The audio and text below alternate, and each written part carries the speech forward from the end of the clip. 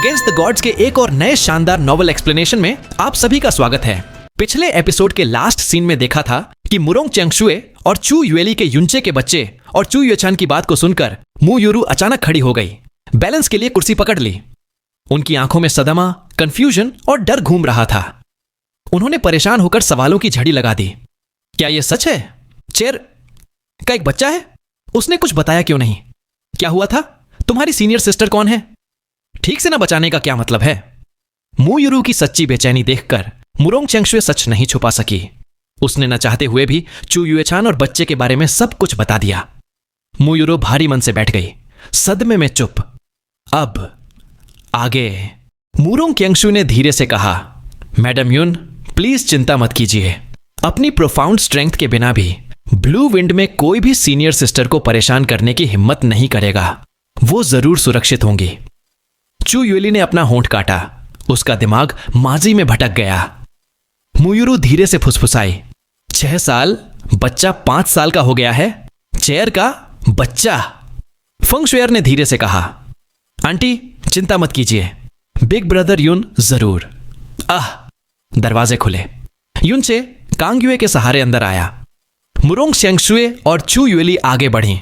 Ash gourd master. युनचे ने एक कमजोर पर नरम स्माइल के साथ कहा, सीनियर मास्टर, चिंता की कोई बात नहीं है। मैंने बाहर थोड़ा सुन लिया था। मुझे कभी समझ नहीं आया कि मैं अपने पेरेंट्स को यह कैसे बताऊं। अब जब आपने बोल दिया है तो मेरे दिल से एक बोझ उतर गया। मू यूरू रोते हुए उसकी तरफ भागी। चेयर। हालांकि मैं इस चू युएचान से पहले कभी नहीं मिली, पर उसने अपनी आर्ट्स क्रिपल कर ली, निकाल दी गई, अपना नाम और गर्व खो दिया। सब तुम्हारे लिए। तुम्हें उसे ढूंढना ही होगा। तुम अपनी जिंदगी में उसके साथ कभी बुरा मत करना। युनचे के दिल में हजारों इमोशंस उमड़ आए, पर इससे पहले कि वो जवाब दे पाता, बैंग! शाओयुन लड़खड़ाता हुआ अंदर भागा और चिल्लाया, मदर! मदर! जल्दी! Seventh sister! Seventh sister! वो!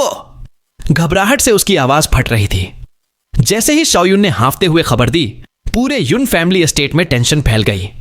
आंगन में खड़े हर दिमाग ने तुरंत समझ लिया कि वह बच्चे को जन्म देने वाली हैं का क्या मतलब है, और मू यूरू ने सबसे पहले रिएक्ट किया। वह एक चीख के साथ आगे बढ़ी, हॉल्स के बीच से उड़ते हुए निकली, जबकि शाओयुन लड़खड़ाता हुआ उनके पीछे भागा, इतना घबराया हुआ कि शब्द या ग्रीटिंग्स भी नहीं बोल पा रहा था।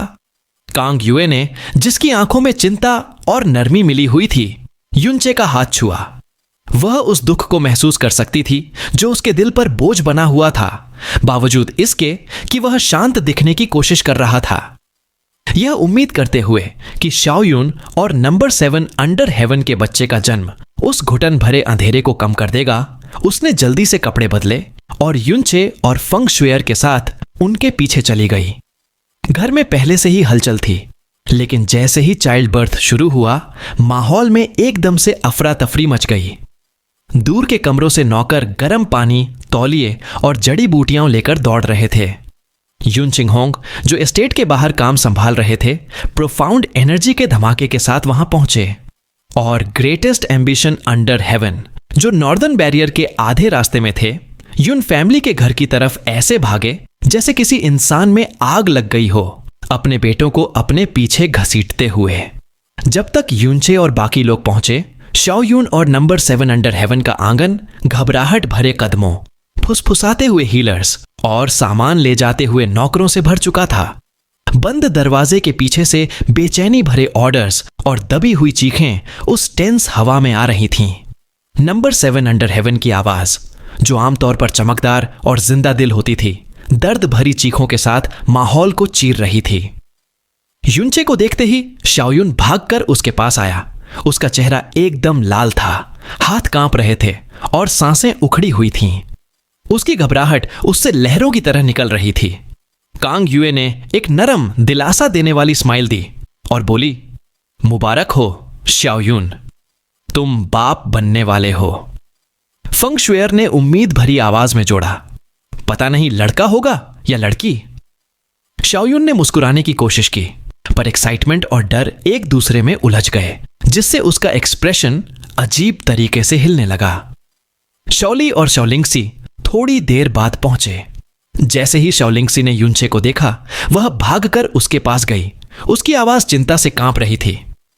युनचे ने उसे एक नरम स्माइल के साथ तसल्ली दी, हालांकि वह और वहां मौजूद हर कोई उस शांति के नीचे छिपे भारीपन को महसूस कर सकता था। शाओलाई ने अपनी अनुभवी नजरों से अपने पोते की हालत चेक की। युनचे को संभला हुआ देखकर बूढ़े आदमी का दिल शांत हुआ और उन्होंने एक लंबी सांस छोड़ी जो वह कई दिनों से रोके हुए थे। उन्होंने माना कि डिमोनिक इल्यूजरी डीमन रियल्म के बारे में जो अफवाहें उन्होंने दशकों से सुनी थीं, वह यहां की गर्माहट और एकता देखने के बाद मजाकिया हद तक बेबुनियाद लग रही थीं। लेकिन उनकी बातचीत तब बीच में ही कट गई जब नंबर 7 अंडर हेवन ने एक ऐसी चीख मारी जो इतनी तेज थी कि लगा जैसे हड्डियों को चीर गई हो। कमरे के अंदर फिजिशियंस इधर उधर भागने लगे।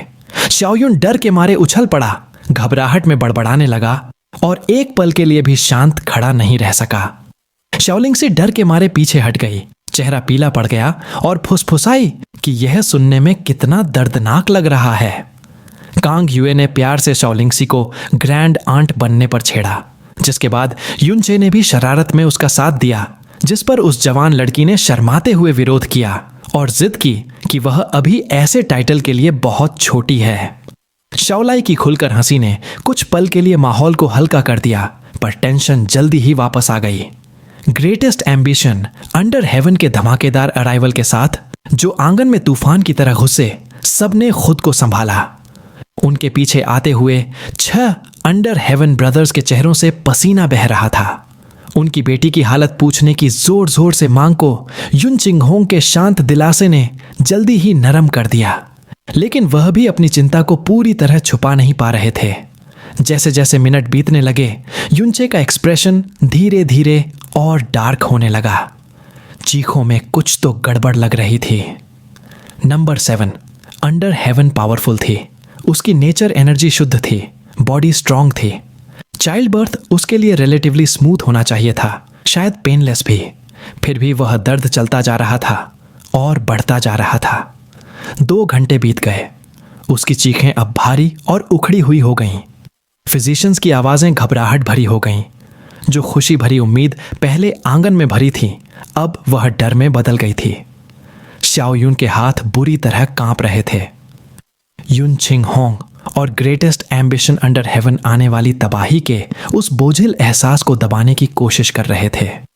आखिरकार युनचे ने धीरे से कहा कि कुछ बहुत गलत हो गया है। उसकी इंस्टिंक्ट जो अनगिनत लड़ाइयों और अनगिनत जिंदगियां बचाने से बनी थी, खतरे की घंटी बजा रही थी। वह पहले ही बीच में आना चाहता था, पर बिना पक्का किए अंदर नहीं घुसना चाहता था। अब वह इसे और इग्नोर नहीं कर सकता था। उसने शाओयुन को ऑर्डर दिया कि वह अंदर जाए और नंबर 7 को क्विल्ट से ढक दे ताकि वह उसे एग्जामिन कर सके। लेकिन इससे पहले कि शाओयुन दरवाजे तक पहुंचता, एक कान फाड़ देने वाली चीख कमरे में गूंज गई और उसके कुछ सेकंड बाद ही मू युरू की कांपती हुई आवाज आई कि बच्चे का जन्म हो गया है। सबके अंदर राहत की एक लहर दौड़ गई, लेकिन अगले ही पल उसके बाद छाई घुटन भरी खामोशी ने उसे कुचल दिया। कोई बच्चे के रोने की आवाज नहीं, कोई खुशी भरी चीख नहीं, कुछ नहीं। शाओयुन जम गया। शाओलाई लड़खड़ा गए। ग्रेटेस्ट एम्बिशन अंडर हेवन की सांस गले में अटक गई। कमरे के अंदर फिजिशियंस ने सच बताने से पहले हिचकिचाहट दिखाई। एक बच्चा जिसकी सांस नहीं चल रही थी, कोई हरकत नहीं, कोई गर्माहट नहीं, एक मरा हुआ बच्चा। शाओयुन दरवाजा तोड़कर अंदर घुसा। उसकी डेस्परेटनेस ने उसकी समझ पर कब्जा कर लिया था। मू युरू उस छोटे से बिना हरकत वाले शरीर को कांपते हाथों से पकड़े हुई थीं। उनके गालों पर आंसू बह रहे थे। शाओयुन लगभग गिर ही पड़ा जब उसने उस ठंडे बच्चे को प्यार से गोद में लिया। हकीकत उस पर किसी डूबती हुई दुनिया की तरह गिरी। उसके घुटने जवाब दे गए। वह बर्बाद होकर फर्श पर गिर पड़ा। नंबर 7 अंडर हेवन जो पीली और थकी हुई थी, उसके गिरने की आवाज से झटके से जाग गई। वह टूटी हुई चीख के साथ बेड से लड़खड़ाती हुई उठी। उसकी सोल सबके सामने बिखर गई जब वह बार बार अपने बच्चे को मांगने लगी। ग्रेटेस्ट एम्बिशन अंडर हेवन उसे पकड़ने के लिए भागे जब वह पूरी तरह डिस्पेयर में डूब गई। मुयुरू युनचिंगहोंग के कंधे पर सिर रखकर रोने लगीं। शाओली इतनी जोर से कांप रहे थे कि अगर शाओलिंगसी उन्हें न पकड़ती तो वह गिर ही जाते। यहां तक कि फंग शुएर और कांग युए भी अपने आंसू नहीं रोक पाईं। आखिरकार युनचे आगे बढ़ा। उसका एक्सप्रेशन भारी था पर अभी भी रैशनल था। उसने बच्चे के छोटे से हाथ पर अपना हाथ रखा, यह सोचते हुए कि शायद कोई मेडिकल कमी मिलेगी। लेकिन जो उसने महसूस किया उसने उसे बिजली की तरह झटका दिया। एक ठंडी घुसपैठ करने वाली ताकत बच्चे के शरीर से चिपकी हुई थी। काली, कोरोसिव, नामुमकिन, डेविल एनर्जी वहां होने की उसकी कोई वजह नहीं थी, और फिर भी वह साफ थी। शाओयुन बेकाबू होकर कांप रहा था। युनचे के कंधा पकड़ने पर भी जवाब नहीं दे पा रहा था। यह देखकर युनचे की भौहें तन गईं। उसने प्रोफाउंड एनर्जी का एक तेज धमाका छोड़ा और दहाड़ा जिसने कमरे को हिला दिया। शाओयुन, सेवेंथ सिस्टर, रोना बंद करो और शांत हो जाओ। बच्चा मरा नहीं है, उसमें अभी भी जान बाकी है। लेकिन अगर तुम अभी शांत नहीं हुए तो वह सच में मर जाएगा। वह दहाड़ डिस्पेयर को बिजली की तरह चीर गई। नंबर 7 अंडर हेवन जम गई। उसके आंसू बीच में ही रुक गए, जबकि शाओयुन झटके से सीधा हुआ, उस बर्फ जैसे ठंडे बच्चे को डिसबिलीफ में पकड़े हुए। वह होंठों को कंपकपाते हुए बोला, टी ब्रदर, आपने क्या कहा? क्या यह सच है? सबकी नजरें युनचे की तरफ घूम गईं। मुयुरू बेचैनी से आगे भागी। छेर, जो तुम कह रहे हो क्या वह सच है? लेकिन वह बच्चा तो पहले ही बच्चे का शरीर ठंडा और बेजान था। क्या वजह थी यह मानने की कि वह अभी भी जिंदा है? युनचे ने गंभीरता से कहा, अभी भी जिंदगी का एक निशान बाकी है। धुंधला है पर है। उसकी जिंदगी को डेविलिश एनर्जी के एक धागे ने बांध रखा है। इसी वजह से उसका शरीर इतना ठंडा लग रहा है। युनचिंगहोंग ने शौक में पूछा, डेविलिश एनर्जी? युनचे आगे बोला, ऐसी डेविल एनर्जी छोड़ने वाला एक ही इंसान है, शुआनयुआन वेंटियान। सेवेंथ सिस्टर, ध्यान से सोचो, लड़ाई के दौरान क्या उसकी प्रोफाउंड एनर्जी ने तुम्हें कभी सीधा टच किया था? शाओयुन ने जिद की, उसे कोई नुकसान नहीं पहुंचा था। मैंने हमेशा उसे शील्ड किया था। जब बैरियर टूटा भी था तब भी वह हम तक नहीं पहुंचा था। युनचे ने हाथ आगे बढ़ाया, बच्चा मुझे दो। शाओयुन मात्र एक पल के लिए हिचकिचाया और फिर बच्चे को युनचे की बाहों में दे दिया।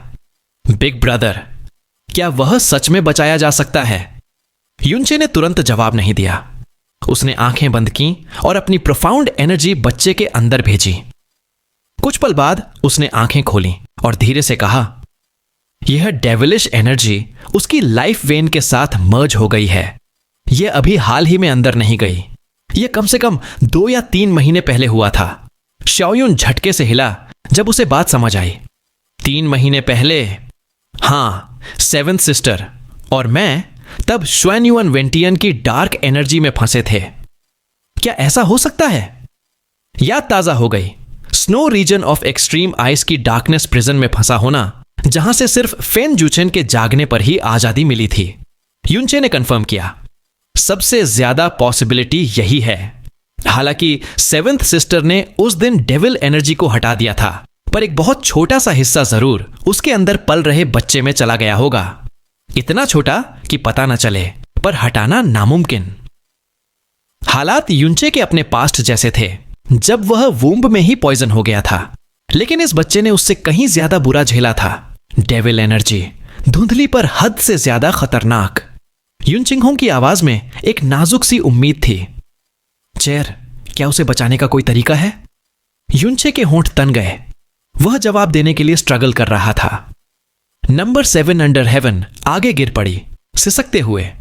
बिग ब्रदर युन, प्लीज मेरे बच्चे को बचा लीजिए।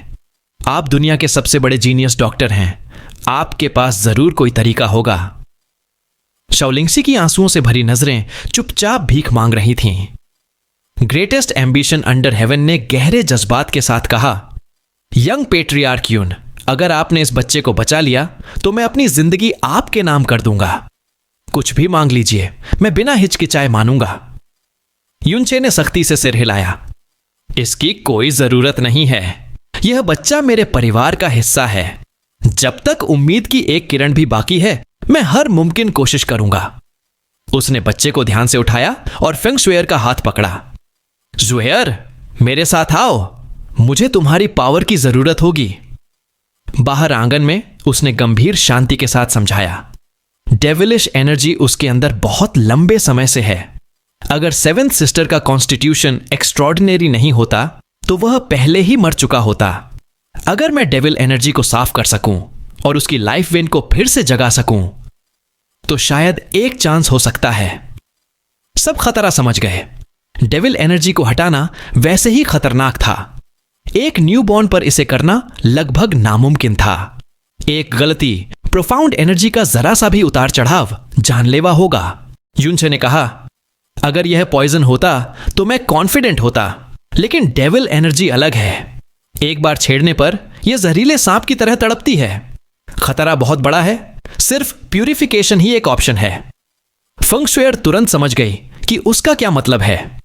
Phoenix flames? युनचे ने जवाब दिया, हां, तुम्हारी फ्लेम्स मेरी फ्लेम्स से कहीं ज्यादा शुद्ध हैं। वह हमें सबसे अच्छा मौका देती हैं। वह बैठ गया, बच्चे को अपनी गोद में रखकर।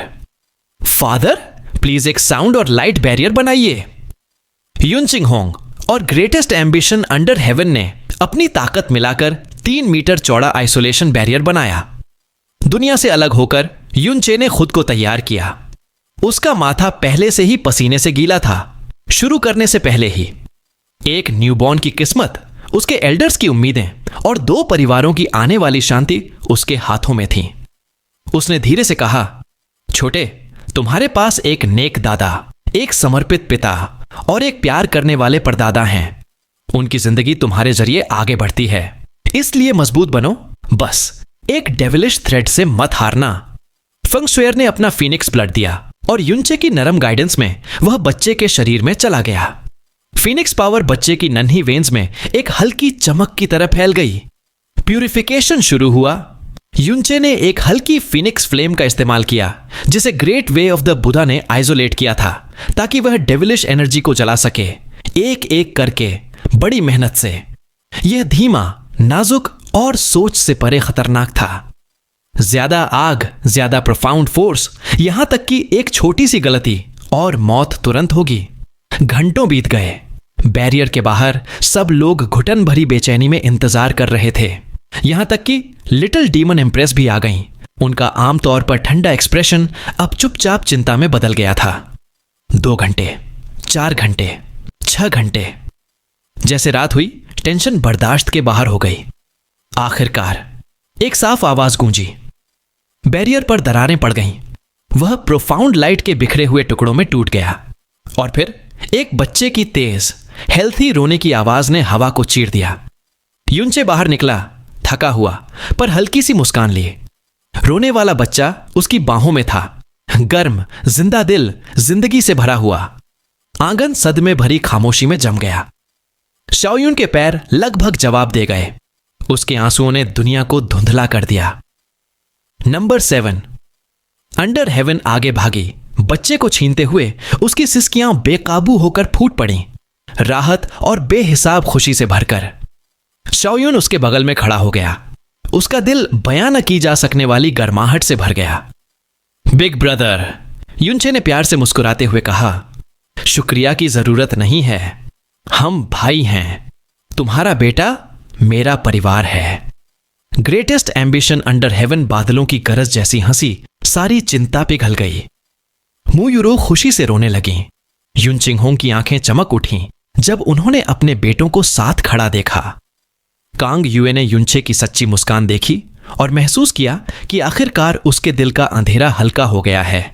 इस बच्चे को बचाकर युनचे ने न सिर्फ एक जिंदगी बचाई थी, बल्कि अपनी खुद की स्पिरिट को भी बचा लिया था।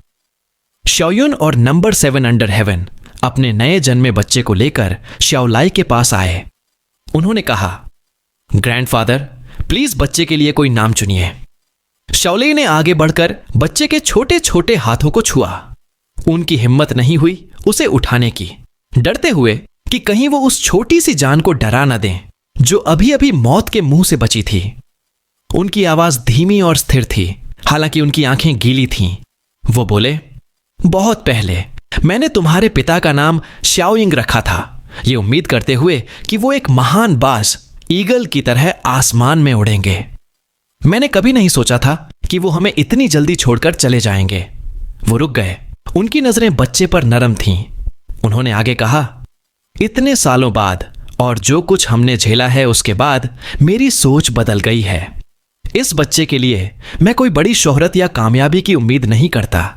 मैं बस ये चाहता हूं कि वो शांति से जिए, बिना किसी तबाही या दुख के। इसलिए मैं उसका नाम रखता हूं योंगन। शाओयुन ने धीरे से दोहराया, योंगन। फिर जोर से सर हिलाया। हां, इसका नाम योंगन होगा।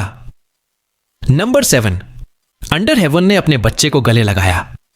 मेरे बच्चे, क्या तुमने सुना? तुम्हारा नाम योंगन है। वो अब जोर से नहीं रो रही थीं, पर उनके चेहरे पर आंसू लगातार बह रहे थे। युन चिंगहोंग ने एक छोटी सी स्माइल के साथ कहा, यह एक अच्छा नाम है।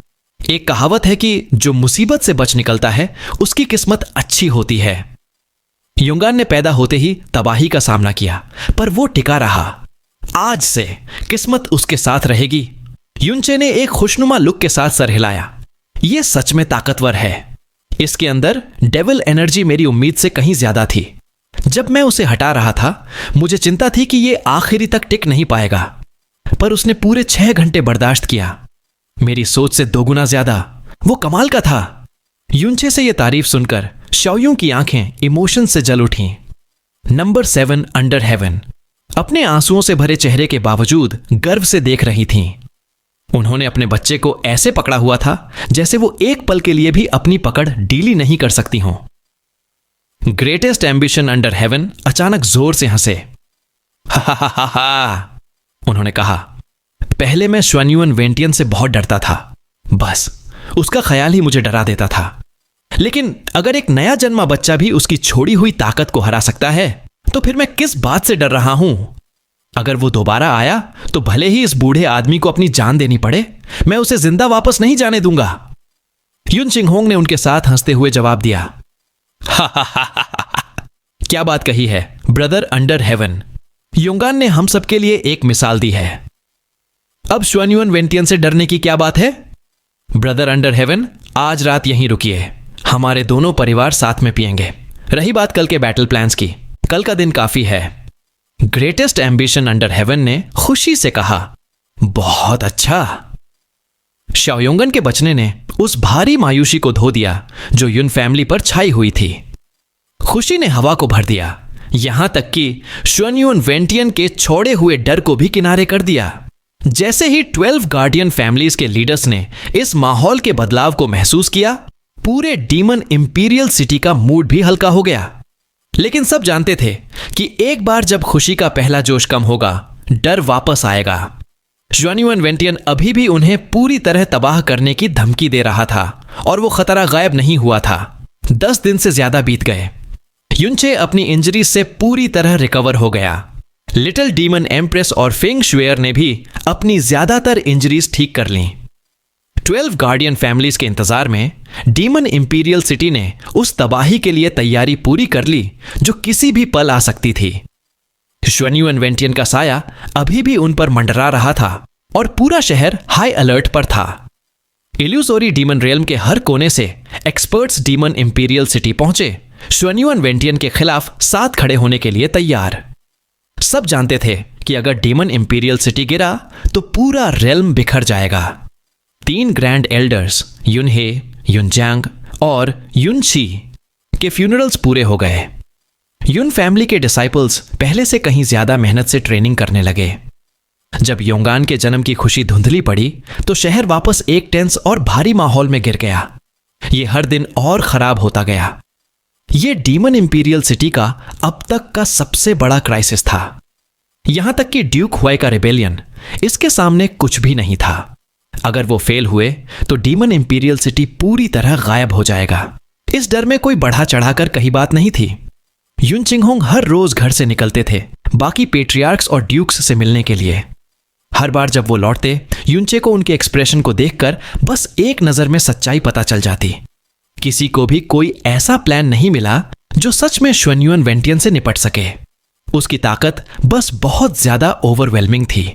कोई स्ट्रैटेजी, हथियार या लोगों की गिनती उसके खिलाफ कुछ नहीं कर सकती थी। और युनचे, जिसने खुद उससे लड़ाई की थी, किसी से भी बेहतर समझता था कि स्वान युन वेंटियन कितना डरावना है। एक सुबह युनचे युन फैमिली रेजिडेंस की सबसे ऊंची छत पर बैठा था, चुपचाप दूर तक देख रहा था। वो वहां बहुत देर तक बिना हिले बैठा रहा। लिटिल डीमन एम्प्रेस चुपचाप आई। उसकी सतरंगी रोब्स लहरा रही थीं। उसका चेहरा ठंडा था जब उसने पूछा, तुम्हारा डीमन इंपीरियल पैलेस वापस आने का कब प्लान है? युनचे ने एक प्लेफुल स्माइल के साथ उसकी तरफ देखा। कहिए, ये मत कहना कि अगर तुम मुझे 2 घंटे नहीं देखती तो तुम मुझे इतना मिस करने लगती हो कि खा नहीं सकती या सो नहीं सकती। उसने नाक सिकोड़ी। वो बोली, भूलना मत, तुम अब मेरी डीमन इंपीरियल फैमिली का हिस्सा हो। जब तुम वापस आ गए हो तो जाहिर है तुम्हें डीमन इंपीरियल पैलेस में रहना चाहिए। युनचे ने बेबसी से कहा, मुझे पता है, लेकिन मेरी मां अभी नहीं चाहती कि मैं जाऊं। लिटिल डीमन एम्प्रेस ने गुस्से में कहा, तुम बस इस बात से डर रहे हो कि ज्वेर या तुम्हारी वो एम्प्रेस वाइफ जेलस हो जाएंगी। उसने बिना सोचे दूसरी तरफ देख लिया, उसकी आंखों से आंखें मिलाने से इनकार करते हुए। युनचे ने हाथ बढ़ाया, उसका हाथ पकड़ा और प्यार से उसे अपनी बाहों में खींच लिया। मुझे नहीं पता कि युएर या श्वेर जेलस होती हैं या नहीं, पर मेरी वाइफ का ये अभी पक्का जेलस हो रही है। तुम? लिटिल डीमन एम्प्रेस एक पल के लिए घबरा गई और जिद में अपना चेहरा दूसरी तरफ मोड़ लिया, पर उसने सच में उसकी पकड़ से निकलने की कोशिश नहीं की। युनचे ने नरम आवाज में कहा, ठीक है, मैं समझ गया। कल से मैं दिन में युन फैमिली में रहूंगा, लेकिन रात को मैं डीमन इंपीरियल पैलेस वापस आऊंगा अपनी वाइफ काइये के साथ रहने। उसकी नरम आवाज ने उसकी स्टिफनेस को उसकी बाहों में रिलैक्स कर दिया। एक छोटी सी आवाज में वो फुसफुसाई, तुम्हें खुद पर जोर डालने की जरूरत नहीं है। जब लिटिल डीमन एम्प्रेस फिर बोली तो उसकी आवाज कांप रही थी। उसे अचानक एहसास हुआ कि युनचे का हाथ वहां घूम रहा था जहां उसे नहीं होना चाहिए था, और वो शॉक में जम गई। उसने एक हल्का सा इंस्टिंक्टिव स्ट्रगल किया, पर वो बस एक पल चला। उसकी रेजिस्टेंस लगभग तुरंत गायब हो गई और उसकी बॉडी फिर से उसके सहारे रिलैक्स हो गई। उसकी सांसें उखड़ने लगीं और एक हल्का लाल रंग उसके गालों पर फैल गया। फिर भी उसने उसे धक्का नहीं दिया। उसकी नरमी को अपने ऊपर झुकते हुए और उसकी चुपचाप एक्सेप्टेंस को महसूस करके युनचे और हिम्मत वाला हो गया।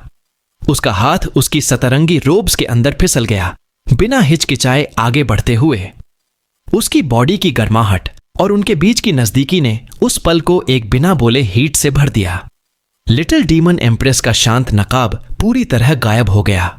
उसकी बॉडी उसकी बाहों में हल्की हो गई और उसकी शांत सांसें उससे टकरा रही थीं। लेकिन अचानक ये रियलाइजेशन कि वो कहां है, युन फैमिली के घर के अंदर, उस पर ठंडे पानी की तरह गिरा। एक ही पल में उसने उसे धक्का दे दिया, जैसे किसी अलार्म की चिंगारी ने उसे मारा हो। उसने जल्दी जल्दी अपने कपड़े ठीक किए। वो आम तौर पर जो अथॉरिटी की ऑरा इतनी आसानी से पहनती थी, वो कहीं नहीं दिख रही थी। इसकी जगह वो घबराई हुई और अनसर्टेन लग रही थी। उसने अपना निचला होंठ काटते हुए कहा, तुम यहां बहुत देर से बैठे हो। उसकी टोन नरम पड़ गई, क्योंकि उसे चिंता थी कि उसने उसे चोट पहुंचाई है। तुम क्या सोच रहे थे? युनचे ने धीरे से जवाब दिया, वही जो सब सोच रहे हैं कि हमें क्या करना चाहिए अगर स्वान युन वेंटियन दोबारा आता है। उसने धीरे से सांस छोड़ी। पिछले कुछ महीनों में श्वेयर की वजह से मेरी ताकत बहुत बढ़ गई है, पहले से कहीं ज्यादा। मेरी पूरी बॉडी नई लग रही है। सच कहूं तो मुझे ऐसा लगा जैसे कोई मेरा मुकाबला नहीं कर सकता। लेकिन इतनी ताकत होने के बावजूद, तुम्हारे और ज्वेयर के मेरे साथ होने के बावजूद, हम अभी भी स्वान युन वेंटियन को नहीं हरा सके। लिटिल डीमन एम्प्रेस का ब्लश गायब हो गया और उसका एक्सप्रेशन फिर से सीरियस हो गया। उसने अचानक कहा, युनचे, तुम्हें मुझसे एक वादा करना होगा। युनचे ने उसे हाफ स्माइल दी। तुम चाहती हो कि मैं कहूं कि अगर स्वान युन वेंटियन वापस आता है तो मैं प्राइमोर्डियल प्रोफाउंड आर्क इस्तेमाल करके सबको ले जाऊं और तुम्हें अकेले उसका सामना करने के लिए छोड़ दूं? हाँ। उसने मजबूती से सर हिलाया। उस दिन शुआन युआन वेंटियन पहले ही ग्रेट सिटी बैरियर तोड़ने में अपनी काफी पावर इस्तेमाल कर चुका था। फिर भी हम तीनों मिलकर भी उसे नहीं हरा सके और वो उसकी पूरी ताकत भी नहीं थी। उसने कहा था कि 3 महीने में उसका डेविल ब्लड पूरी तरह जाग जाएगा। उसने कहा कि उसकी ताकत अपनी परफेक्ट स्टेट में पहुंच जाएगी। वो ऐसा नहीं लग रहा था कि बढ़ा चढ़ाकर बोल रहा है। अगर यह सच है तो जो शुआन युआन वेंटियन वापस आएगा वो पहले से भी ज्यादा डरावना होगा। उसने नीचे देखा। उसकी आवाज नीची पर स्थिर थी। मैंने उसे हराने का तरीका सोचने की कोशिश की है। कोई तरीका नहीं है। अगर हम रुकते हैं और लड़ने की कोशिश करते हैं तो हम बस अपनी जान बेकार में गंवा देंगे। भागना शर्म की बात नहीं है, यह समझदारी है। उसकी पावर बहुत ही एबनॉर्मल है। उसकी लिमिटेशंस और भयानक अंजाम जरूर होंगे। अगर तुम और शुएर जिंदा रहे तो आखिरकार एक दिन आएगा जब तुम उसे हरा सकोगे। युनचे ने जिद की, तो तुम्हें हमारे साथ आना होगा। मैं नहीं आ सकती, उसने सर हिलाया। मैं इल्यूजोरी डीमन रेल्म की एम्प्रेस हूं। मैं डीमन एम्परर की ब्लड लाइन की विल कैरी करती हूं। अगर मैं इस रेल्म को छोड़कर भाग गई तो मैं अपने पुरखों को शर्मिंदा करूंगी और उस विल को धोखा दूंगी जो 10,000 सालों से चली आ रही है। बाकी सबको जितनी जल्दी हो सके चले जाना चाहिए, लेकिन मैं नहीं जा सकती। मेरे लिए एक आखिरी लड़ाई इंतजार कर रही है, एक लायक मौत। युनचे ने कहा। ठीक है। वो मुस्कुराया, हालांकि वो खुशनुमा स्माइल नहीं थी। तो मैं तुम्हारे साथ रुकूंगा, उसने गुस्से में कहा। बेवकूफ।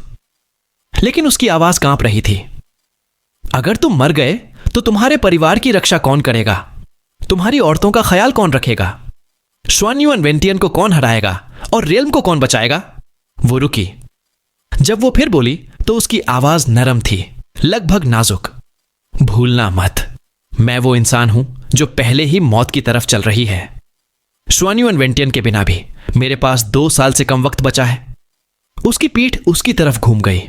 मेरी जिंदगी के आखिरी सालों में तुम्हारी पत्नी होना ही उससे कहीं ज्यादा खुशी है जितनी मैंने कभी उम्मीद की थी। अपने एंड का चुपचाप इंतजार करने के बजाय मैं डीमन एम्परर्स की विल कैरी करना और बैटलफील्ड पर मरना पसंद करूंगी। वो एंडिंग मुझे ज्यादा सूट करती है। उसने हवा में एक कदम बढ़ाया, धीरे धीरे ऊपर उठते हुए। अगर तुम मुझसे ये एक वादा करो तो आखिरी दिन आने से पहले मैं तुम्हारी हर बात मानूंगी। वो दूर उड़ गई। जब उसका फिगर नजर से गायब हो गया तो उसकी आवाज युनचे के कानों से हवा में तैरती हुई फुसफुसाहट की तरह गुजरी।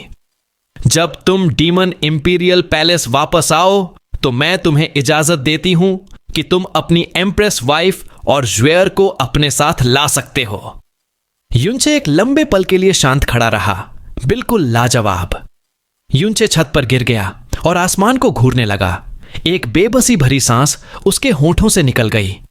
वो धीरे से बड़बड़ाया, मैंने अपनी लिटिल फेरी को पहले ही खो दिया। मुझसे यह उम्मीद कैसे की जा सकती है कि मैं बस देखता रहूं अगर मुझे तुम्हें भी खोना पड़े। लेकिन आखिर मैं कर ही क्या सकता हूं। उससे थोड़ा नीचे नंबर 7 अंडर हेवन की नरम आवाज कोर्टयार्ड में तैरती हुई आई। वो हल्के कदमों से चल रही थी, एक बच्चे को प्यार से अपनी बाहों में लपेटे हुए, और उसके चेहरे पर एक गर्माहट भरी मुस्कान थी जब वो अपने बेटे को छेड़ रही थी। श्याओ युन, जो हमेशा उसके बगल में रहता था, चुपचाप खुशी के साथ उसका साथ दे रहा था। छोटे योंगान के आने ने उस कपल को और भी ज्यादा गर्माहट दी थी, जो पहले से ही एक दूसरे से गहराई से जुड़े हुए थे। यहां तक कि पूरे शहर पर मंडरा रहे बड़े खतरे का साया भी उनकी खुशी को बुझा नहीं सका। नंबर 7 अंडर हेवन ने पूछा, ब्रदर युन, आपको क्या लगता है एनर बड़ा होकर किसकी तरह दिखेगा? श्याओ युन ने जवाब दिया, जाहिर है वो तुम्हारी तरह दिखेगा। अगर वो तुम्हारी तरह दिखा तो वो पक्का और भी ज्यादा हैंडसम होगा। नंबर 7 अंडर हेवन हंसते हुए बोली, ही अनिर, क्या तुमने सुना? तुम्हें हर रोज अपनी मां को ज्यादा देखना चाहिए। अगर तुम ऐसा करोगे तो तुम फ्यूचर में एक हैंडसम आदमी बनोगे। और हां, जब तुम बड़े हो जाओगे तुम्हें अपने परदादा और अपने अंकल युनचे का पूरा ख्याल रखना होगा। अगर अंकल युनचे नहीं होते तो तुम्हारे माँ और बाप तुम्हें दोबारा कभी नहीं देख पाते। चैनल को सब्सक्राइब, वीडियो को लाइक और हाइप कर दो। साथ ही ऐसे ही रेगुलर वीडियोस के लिए आप मेंबरशिप ले सकते हैं। फर्क नहीं पड़ता आप कौन सी मेंबरशिप ले रहे हैं, कम लेवल वाली भी अगर आप मेंबरशिप लेते हैं तो इससे मेरी बहुत हेल्प हो जाएगी। इससे मुझे मोटिवेशन मिलेगा। साथ ही फ्यूचर में ऐसे ही और कमाल के वीडियोस आते रहेंगे। हमें सपोर्ट करने के लिए आप सभी को दिल से शुक्रिया।